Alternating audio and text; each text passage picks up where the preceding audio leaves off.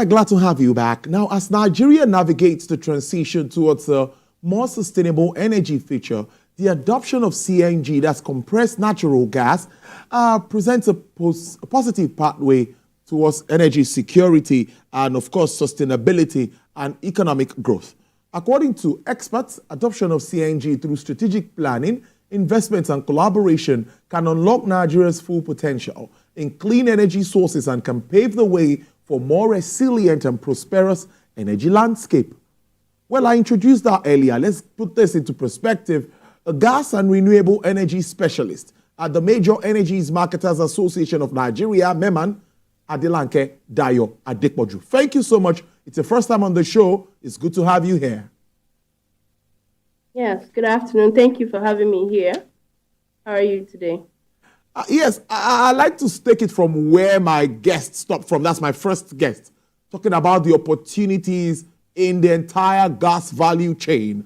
We've had issues. There was a time it was supposed to be a decade of gas, a lot of focus around gas, but we seem not to be getting to that point where we'll commercialize our gas resources. Where are we? How far have we gone with regards to all of these moves by government? Yeah, thank you for that question.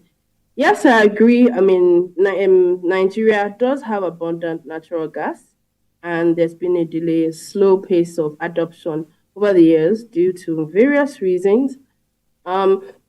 Excuse me. But with Nigeria's abundant natural gas reserve, it's a promising, bright future for us in Nigeria. But we need that swift investment and infrastructure to meet the growing demand. I mean, we have abundant gas of over 209 trillion standard cubic feet. And for gas to be for you to invest in the gas space, you need to make sure that you secure the supply and demand because of the need to identify your end user and the need to reduce storage capacity when implementing. So for sure, we've seen significant, there's been release of investments in gas, projects. So PPEs, that's public-private partnerships with NNPC. We have ANO, we have AHL, in Imo State and Kwale, investing in gas infrastructure plants and processing plants, making sure that we secure that supply.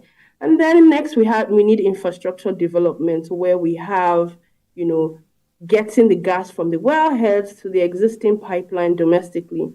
And with that synergy, with that investment in that space, and then to the last mile where we have, CNG stations like our MEMAN members are doing now, we're investing in adopting CNG at our filling stations. We have the likes of NNPC Retail, Double One PLC in partnership with NIPCO, rolling out in line with the trajectory that Nigeria is going, which is of positive impact.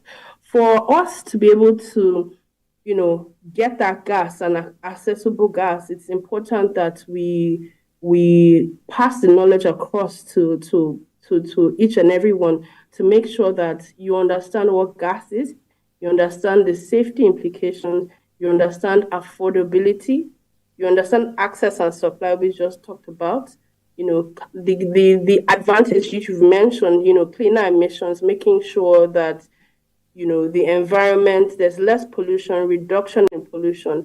As you mentioned, Nigeria has chosen CNG as its transition fuel, and it's very important that we identify that, yes, CNG is part of the energy mix that will solve our problem in terms of cleaner solutions, sustainability.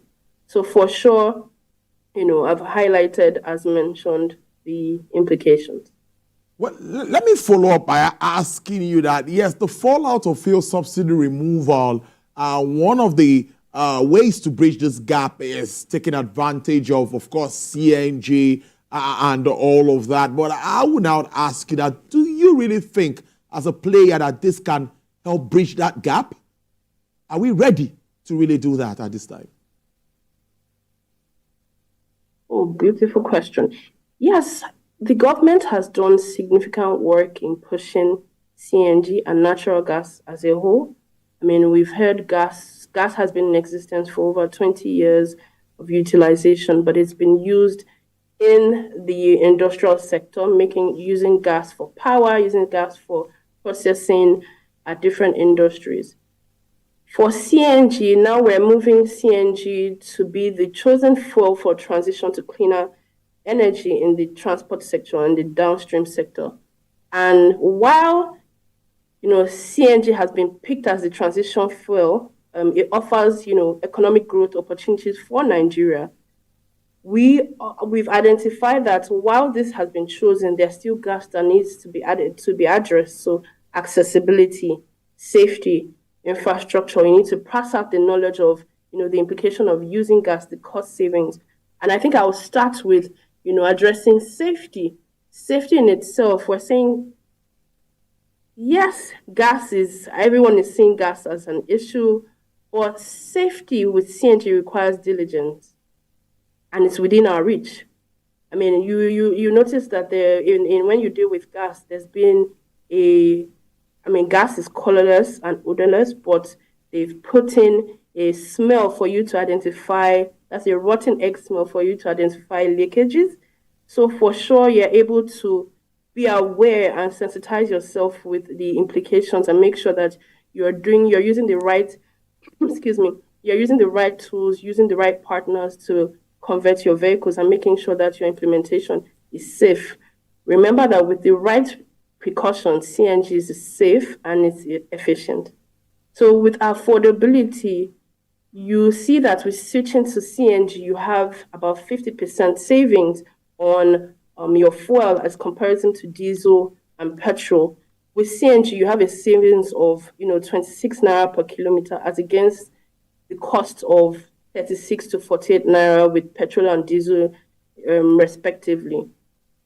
With accessibility and supply, yes, we know we have abundant gas, but we've mentioned that there needs to be investment in making sure that the gas reaches the last mile.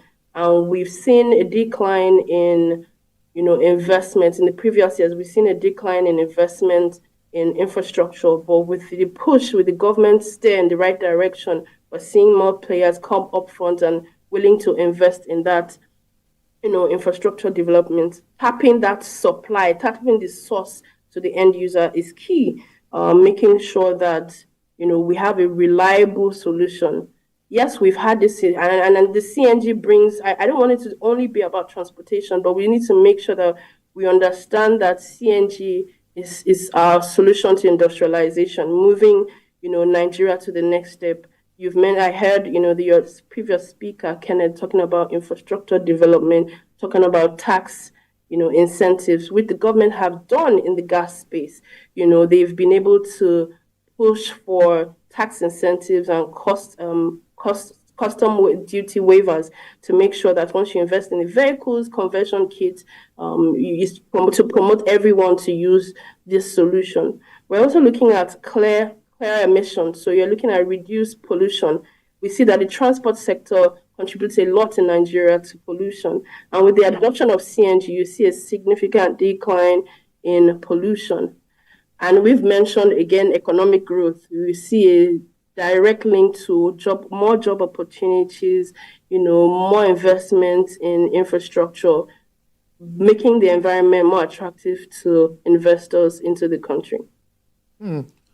A good breakdown there. But let's step a bit further and look at the kind of investments, the kind of conversations we should be having. The fallout of the PIA, I also know that there are options to open up the gas space, but what kind of investments should we be expecting at the moment? And what are the options for renewables? Okay. All right, with the investment in that space, we've seen, as I mentioned, 2 new projects that have been taken on in collaboration with the private sector and NNPC, making sure that once gas is received from the wellheads, it's able to be processed and injected into the lines, into the Escrafos pipeline. We've also seen a decline in gas flaring, meaning that there's more investments in the upstream to make sure that that gas is being utilized, and there are policies in place in line with the PIA to make sure that there are incentives for there are implications for flaring the gas to reduce that willingness to flare gas and increase the opportunity for investment. You're also seeing the expansion of the pipeline. We see AKK recently, a 614-kilometer pipeline being constructed, making sure that you're connecting the south to the north. We've seen a great investment within the south where the wellheads are, but to increase industrialization in Nigeria, you need to make sure that it's accessible to everyone and make sure that this resource is being utilized across the country in Nigeria. So that being said, you're also looking at the downstream side where we have, the government putting out policies to reduce the purchase of petrol-dedicated vehicles and making sure you see CNG vehicles being utilized more. You see a lot of, manufacturers coming on board, producing CNG vehicles, the likes of Innocent, producing EV vehicles as well, and that in itself is creating an opportunity, and it's aligning with the sustainability goal, making sure that we are looking at it on a holistic point of view. We don't just see cars flooding the market without the supply being secured. It has to be synergized, and we're seeing that go ahead in progress simultaneously, which is a good step in the right direction. Finally, you've talked about what government is doing. We've seen that the partnership also with the private sector. Now, also the players, which you've also touched on, but specifically now, I want to know what the likes of MEMAN, the likes of other players in the industry, because this is a transition.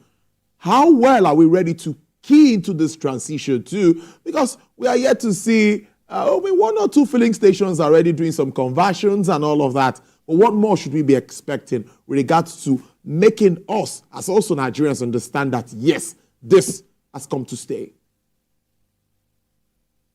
Yes, beautiful. We've seen, for MEMAN, as we speak, we've mentioned that, the solution to sustainable energy is to make sure that there's different energy mix. And in the CNG space, we have our members rolling out, CNG station, refueling stations, the like of NNPC. So within the week, we'll hear more.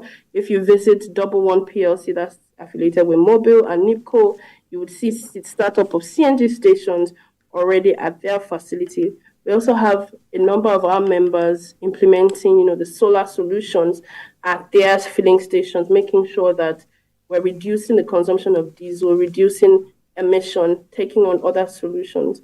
And also for the EV space, you see that we're looking at utilizing gas for power to be able to recharge vehicles. So very soon you'll see rollout in all our stations.